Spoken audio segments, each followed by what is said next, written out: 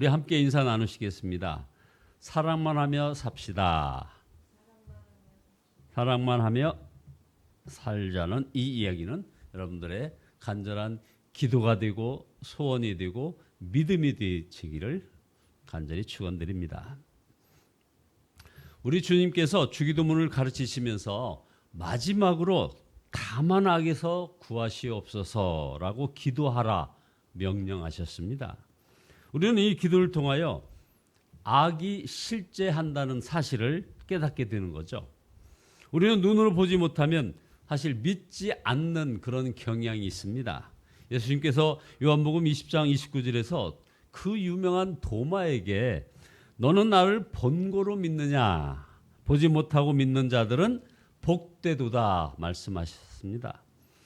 예수님이 보이지 않으니 믿기 어려워하는 것입니다. 보십시오. 예수님이 보이지 않는 삶, 그러니 믿기 어려워할 수밖에요. 악도 마찬가지입니다. 악이 실제로 보이지 않으니 믿지 못하는 겁니다. 여러분, 지금 이 세상에는 인격적인 존재인 사탄이, 여러분 이거 굉장히 중요한 포인트입니다. 인격적인 존재가 사탄이 인격적 존재로 위장을 하고 우리에게 다가옵니다. 그 사탄이 강하게 역사하고 있는 때임을 알아야 합니다. 그래서 이렇게 전쟁이 일어나고 범죄가 일어나고 미워하고 차별하고 또 폭행, 각종 음란과 방탕 그리고 탐욕으로 사람을 해하는 그런 일들이 일어나는 것입니다. 여러분, 저 푸틴을 한번 보십시오. 본인의 70회 생일날 그것을 자축하겠다고, 그것을 축하하겠다고 우크라이나의 그 어떤 다리에 미사일을 발사해서 수많은 사람을 죽게 만들더니 바로 어제는 미사일을 75발을 발사해가지고 수많은 우크라이나 시민들이 죽게 만드는 그런 저 푸틴의 탐욕, 그 푸틴 속에 담겨있는 사탄의 그 역사, 우리 눈으로 보는 겁니다. 자, 그러면 우리에게 질문이 생깁니다. 하나님께서 악을 당장 제거하시지 왜 우리에게 다만 악에서 구하시옵소서 기도하라는 것이냐 하는 것입니다. 그래서 이 점을 가지고 무신론자들이 하나님을 부정하기 위하여 가장 많이 제기하는 주장인데요. 바로 악의 존재를 알고도 막을 수 없는 하나님이시라면 그런 분은 전능자가 아니다. 또 악의 존재를 알고 막을 능력도 있지만 그렇게 하지 않는 하나님이라면 절대로 선한 분은 아니다. 이런 말을 하는 겁니다. 정말 하나님께서 왜 악을 허용하는 것입니까? 이 질문에 간단하게 대답하기란 참 어려운 일이지만 바로 이 말씀에서 그런 대답이 되지 않을까 싶습니다. 하나님께서는 악에 대한 심판을 미루시는 것, 바로 거기에 답이 있지 않느냐 하는 겁니다. 베드로 사도가 이렇게 언급합니다. 베드로후서 3장 9절입니다. 주의 약속은 어떤 이에 더디다고 생각하는 것 같이 더딘 것이 아니라 오직 너희에 대하여 오래 참으사 아무도 멸망치 않고 다 회개하기에 이르기를 원하시느니라. 여러분이 원하는 답이 여기에 있습니다. 아무도 멸망치 않고 다 회개하기에 이르기를 원하시는 하나님의 마음. 하나님께서는 악을 허용하고 계신 이유는 아직도 구원해야 할 사람들이 있기 때문이라는 것입니다. 그러므로 사탄에 대한 심판이 하루 이틀 미루어졌다면 그만큼 구원받은 사람이 늘어났다는 말이 되는 것입니다. 둘째로 저는 하나님께서 얼마든지 악을 막으실 수 있지만 내버려 두실 수 있다는 완벽한 대답, 그게 바로 십자가라고 생각합니다. 하나님께서는 아무런 죄가 없으신 예수님께서 십자가에 달려 죽으실 때 완전하게 외면하셨습니다. 악을 내버려 두신 것입니다. 왜 그렇게 하셨을까요? 존재하지 않으셔서 그러셨습니까? 아니면 우리 하나님이 무능해서 그랬습니까? 아니면 또 우리 하나님이 사랑이 없어서 그랬습니까?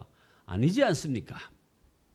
모든 인간에게 구원의 문을 열어주시기 위하여 그리하신 것입니다. 만약 하나님께서 예수님을 십자가에 못 박으려는 자들을 막으셨다면 우리는 어떻게 구원을 받을 것입니까? 우리는 한 가지 악에 대하여 분명한 진리를 알아야 합니다.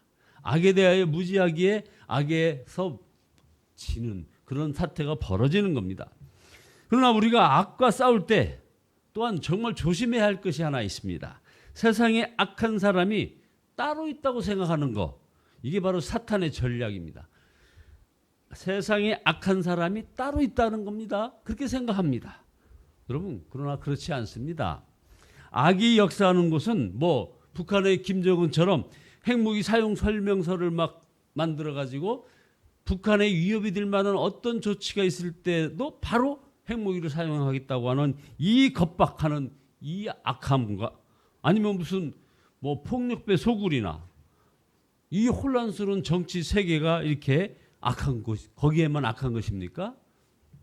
아닙니다. 우리 마음입니다. 예레미야 17장 9절에 보면 이런 말씀이 우리 가슴을 아프게 합니다.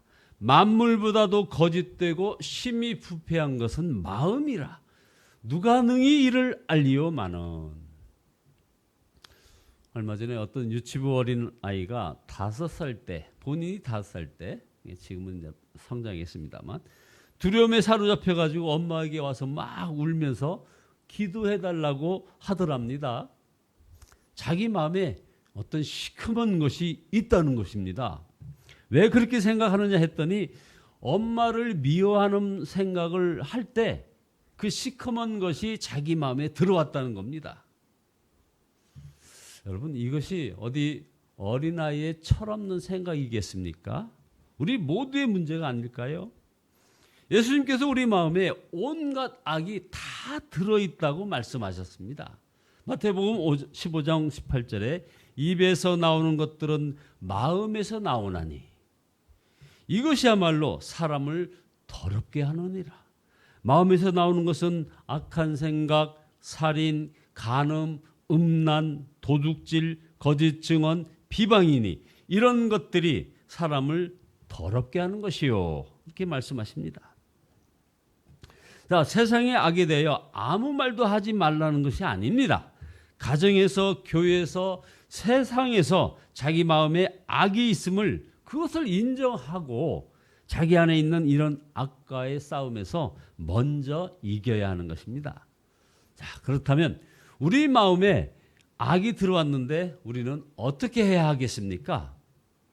우리 마음의 주인을 바꾸어야 합니다.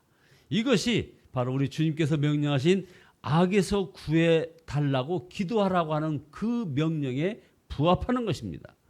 우리가 마음을 바꾸기를 원해야 하나님께서 우리 마음을 바꿔주실 수 있습니다. 하나님께서 우리에게서 마음대로 하실 수 없는 것이 딱 하나 있습니다. 그것은 뭡니까? 돈, 재산, 자녀, 뭐 건강, 생명까지도 하나님 마음대로 하실 수 있습니다. 그러나 우리의 마음은, 여러분의 마음은 저와 여러분이 허락하지 않으면 우리 하나님께서 마음대로 하실 수 없는 영역입니다. 우리 옛사람이 십자가에서 예수님과 함께 죽었다는 복음을 받아들이고 예수님을 마음의 주님으로 그리고 왕으로 영접하여야 악에서 건짐을 받을 수 있다는 말입니다, 여러분. 예수님이 왕인 사람을 마귀가 어떻게 넘어뜨릴 수 있겠습니까? 마귀가 여러분을 보면 헷갈리지 않게 해야 됩니다. 이게 지금 예수님의 사람인가 내 사람인가? 마귀가 막 헷갈리게 하면 그건 틀림없이 마귀에게 잡힙니다. 주기도문은 그래서 아무나 외워드리는 그런 기도가 아닙니다.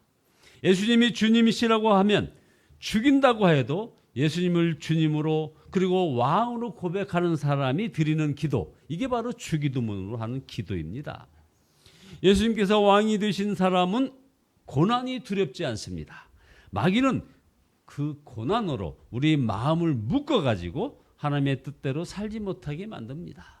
여러분이 당한 현재 여러 고난, 질병, 어려움, 난관, 이 모든 이것을 묶어가지고 저와 여러분들이 하나님 뜻대로 살지 못하게 만드는 겁니다. 그러므로 이러한 고난을 두려워하는 사람은 이런 사탄의 이런 괴계 앞에서 이길 수 없는 거죠. 저에게 부족한 것이 있다는 이런 생각이 아주 오래전부터 있었습니다. 그것은 바로 이 고난에 대한 두려움이었습니다. 물론 제게도 크고 작은 어려움이 많았지만 언제나 마음의 소원은 그저 그냥 편안하고 아주 유쾌하기만을 바랐습니다. 아주 낙관주의자들 그런 모습이었죠. 그러니 제 마음에 어떤 갈등과 혼란스러움이 그치지 않았던 것입니다. 그러다가 주님을 인격적으로 알고 하나님 나라의 눈이 뜨이면서 주님의 제자된 자의 길을 그 길은 고난의 길임을 이제 깨닫게 됐던 거죠. 그러니 오늘 어떤 여러 생명의 위협이나 질병의 위협 앞에서 저는 어떤 면에서는 정말 담대할 수 있었던 것입니다. 보십시오. 사도 바울을 한번 보십시오. 사도 바울은 복음을 전하는 과정에서 정말 여러 번 죽을 뻔했던 그런 사람이었습니다. 그런데 그는 그것을 아주 작은 것이라고 표현을 합니다. 놀랍지 않습니까? 고린도후서 4장 17절에 보면 우리가 잠시 받은 환난에 경한 것이 지극히 크고 영원한 영광이 중요한 것을 우리에게 이루게 함이니. 이게 잠시 받는 환난에 경한 것이라고 표현을 합니다. 어떻게 이렇게 표현할 수 있습니까? 비교해 보니까 그랬다는 것입니다. 하나님 나라와 그가 받은 지금의 그 받은 그 영광 이것과 비교해 보니 사도 바울이 받는 그 고난은 너무나 가볍다는 그런 사도 바울의 믿음의 고백입니다. 이 고백을 저와 여러분 모두가 함께 누리시기를 바랍니다. 우리나라의 땅끝이라고 할 만한 곳이 바로 해남인데 그 일대에서 목회하는 어떤 젊은 목사님의 고백이 정말 가슴을 막 칩니다. 사도행전에서 말하는 땅끝이 어디일까 생각했는데 땅끝은 단순히 먼 데가 아니라 있으면서도 떠나고 싶은 곳이 땅끝임을 깨달았습니다 하는 이런 고백 말입니다. 그 목사님의 심정을 이보다 더 간결하고 정말 정확하게 표현할 수가 없을 것입니다. 지금 이 코로나 이후에 우리나라 산간벽지 그리고 특수사역 현장 세계 선교 현장에 복음 때문에 지금 스스로 갇힌 자가 되어서 묵묵히 자리를 지키고 있는 목회자와 선교사님들이 얼마나 많은지 모릅니다. 우리는 그들이 사역을 포기하지 못하도록 그 현장을 잘 지킬 수 있도록 사실 기도하고 도와야 할 것입니다. 그러나 보십시오. 어디 농어촌 목회자나 선교사님들만 있으면서도 떠나고 싶은 것이겠습니까? 우리 중에도 그런 심정인 사람이 있습니다. 악이 세상에 너무나 강하게 역사하기 때문입니다. 그러나 여러분 알아야 합니다. 구원받은 자의 삶은 고난이 없는 삶이 아니라는 것입니다. 고난 속에서 흔들리지 않을 뿐인 것입니다. 결론입니다. 여러분 말할 수 없는 악한 일로 고통당하고 계십니까? 마음에 역사하는 악으로 지금 고통당하고 계신 분 계십니까? 그래서 주님은 우리에게 기도하라고 하시는 것입니다. 우리를 시험에 들게 하지 마시옵고 다만 악에서 구하시옵소서. 고난이 두려워 하나님 뜻대로 살지 못하고 있습니까? 그렇다면 기도해야 합니다. 다만 악에서 구하시옵소서. 이 세상 온갖 악에서 우리를 영원히 건져주실 분은 오직 하나님이십니다. 그러나 아직은 아닙니다. 그러므로 우리는 매 순간순간 다만 악에서 구하시옵소서 기도해야 하는 것입니다. 여러분 모두 주 예수님을 왕으로 모셔서 악에서 승리하고 또 다른 사람들을 이렇게 붙잡아주는 그런 사람 되시기를 예수 그리스도의 이름으로 축원드립니다. 기도하시겠습니다. 다만 악에서 구하시옵소서 이렇게 기도하라 명하신 주님을 찬양합니다. 그러나 주님 회개합니다. 저희들은 고난이 두려워 하나님 뜻대로 살지 못했음을 고백합니다. 주여 용서하여 주시옵소서. 그래서 이제 온전히 다만 악에서 구하시옵소서 하는 기도가 저희들의 믿음이 되어 아버지 하나님이여 모든 사람들을 붙잡아주는 데까지 이르는 저희들 되어지게 축복하여 주시옵소서. 예수 그리스도를 만왕의 왕으로 모셔가지고 온전히 악에서 승리하고 놓여있는 모든 질병에서 아버지 승리하여 온전히 하나님께 영광 돌리는 걸음걸음 되어지게 축복하여 주시옵소서. 아버지 하나님이여 LA에서 지금 사역을 이어가시는 이광표 목사님에게도 주께서 눈동자처럼 지켜주시고 우리 사모님에게도 건강을 아버지 축복하여 주시어서 주어진 모든 사역 잘 감당할 수 있도록 은총 베풀어 주시옵소서. 예수 그리스도의 이름으로 기도드리옵나이다. 아멘. 찬송가 95장입니다. 95장입니다.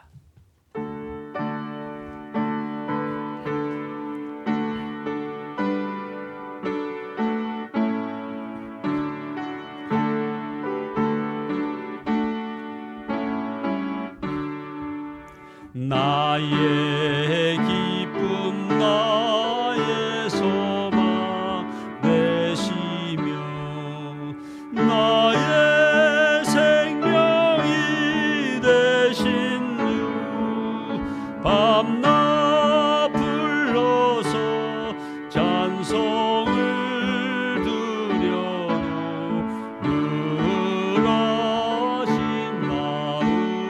마음뿐일세. 나의 사모하는 선한 목자는 어느 꽃다운 동산에 양의 무리와 늘 함께 가셔서 기쁨을 함께 하실까. 길로 없이 거치 넓은 들에서 갈 길 못 찾아 애쓰면 이리저리로 헤매는 내 모양 저 원수 조롱하도다. 주의 자비롭고 화평한 얼굴 모든 천사도 반기며 주의 놀라운 진리의 말씀에 천지가 화답하도다. 나의 진정 사모하는 예수님 음성조차도 반갑고 나의 생명과 나의 참 소망은 오직 주 예수 뿐일세. 아멘. 주여 삼창하시고 기도하십니다.